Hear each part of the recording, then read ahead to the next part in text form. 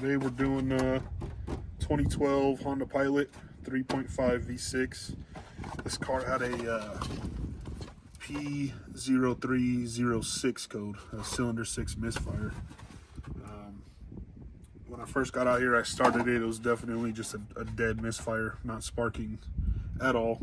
So we came and checked the coil, and I can show you guys what we found here. So this coil, this is the coil that came out of the car. There's supposed to be a little spring in there. We've seen, you definitely can't see in there, but there's a bunch of white chalky buildup in there. And no spring. This is a good one, what it's supposed to look like. I'll show y'all here. You might be able to see a little spring in there.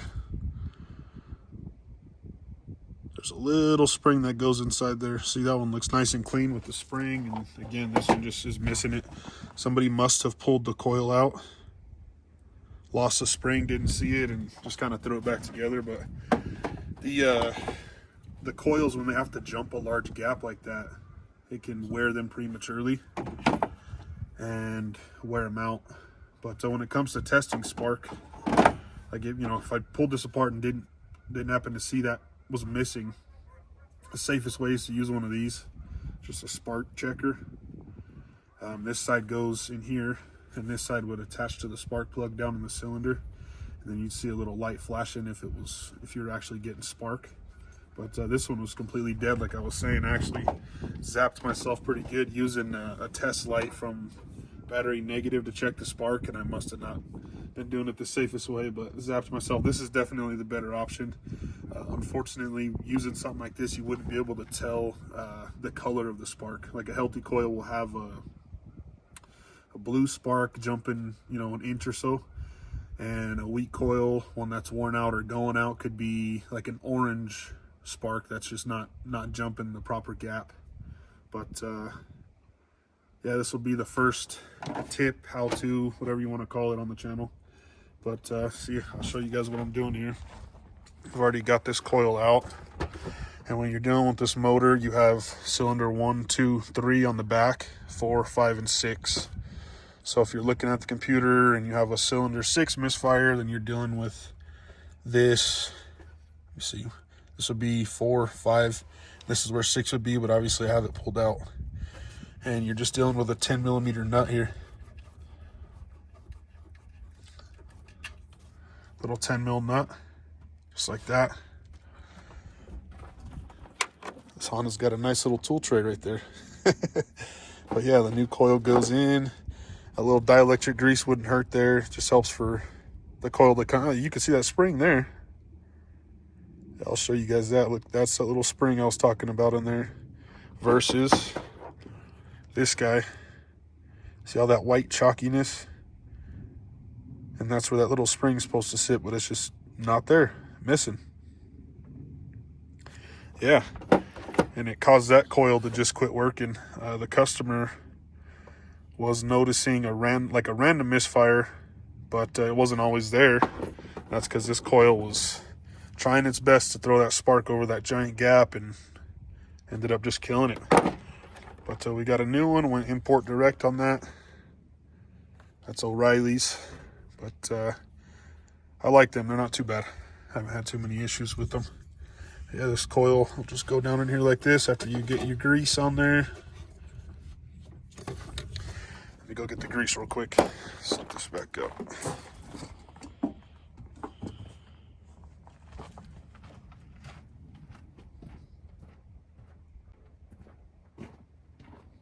All right.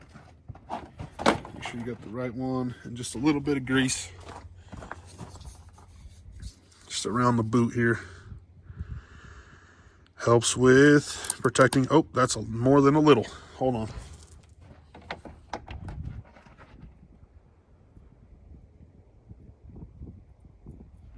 All right, that'll just help with protecting it from the elements and making it a little bit more waterproof. And also, when you go to pull it back off, hopefully it wouldn't be completely stuck on there. If you do a lot of mechanicking, you've come across one that's just stuck. You go to pull it out, what'll happen is the bottom rubber section of the coil, this part here, is stuck on the spark plug. And you're like, oh, what do I do then? And no matter what, it's a pain in the butt. But what I've used is long needle nose. You reach in there and try to wrestle it out, and sometimes it comes out in just pieces. It's a nightmare. So I always try to put a little bit of that dielectric grease before going back in. But yeah, this Honda's great, man. You look under these high mileage cars. This one's got over 200,000 miles.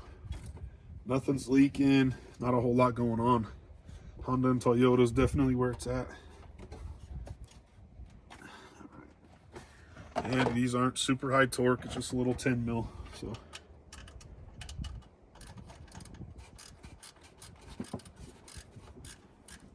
get this tray out of there.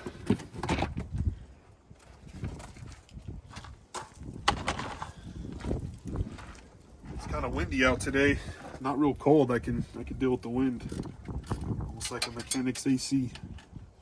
As long as it's not blowing crazy. We're in Farmington, well, right now, out towards Aztec, just a few miles outside of Farmington. But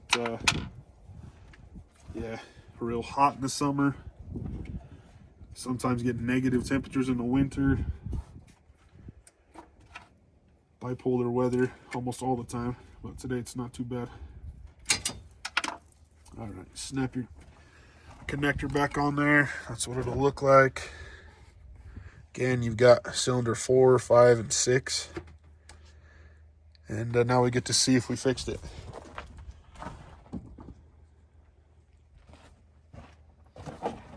Go get some paper towel. I'll be right back. All right.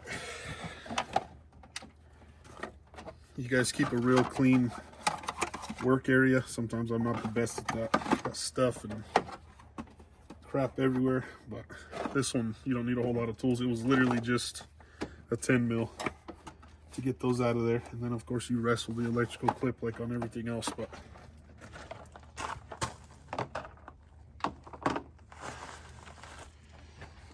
let's see if we fixed it.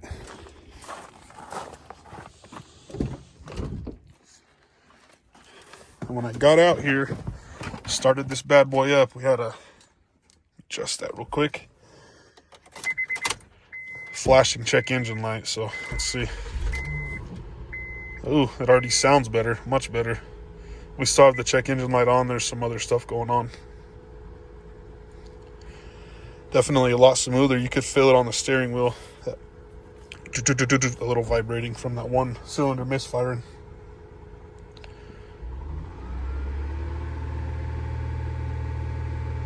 Yep, that definitely did it. So when you're dealing with these misfires, let me go set you back up. I might turn it off a little bit quieter. When you're dealing with these misfires, instead of loading up the parts cannon and buying everything for it, there we go. You got to check for a few different things. I mean, this cylinder needs spark to fire. You need fuel to fire. And hopefully you're not having a wiring issue. You need compression, and you need all that at the right time to happen to get a healthy fire in the cylinder. So yeah, when you go to check these things, I just happened to pull that off and see it right away. But yeah, I mean, you could, if that coil was healthy and everything looked good there, you could pull the spark plug out, check the gap on that.